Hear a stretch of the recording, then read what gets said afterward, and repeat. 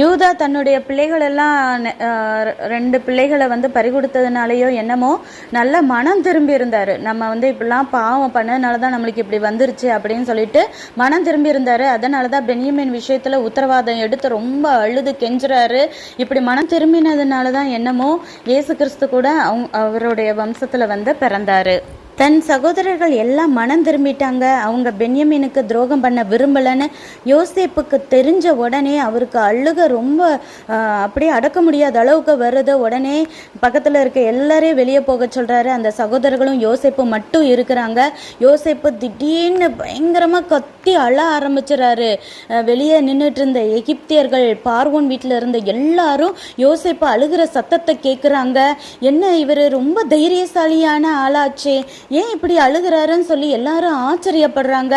அதை விட இந்த யோசேப்போட சகோதரர்கள், என்ன இவ்வளோ நேரம் இப்படி ஹார்ஷா பேசிட்டு இருந்தாரு, ஏன் அழுகிறாரு, என்ன ஏதுன்னே புரியாம திரு முழிக்கிறாங்க.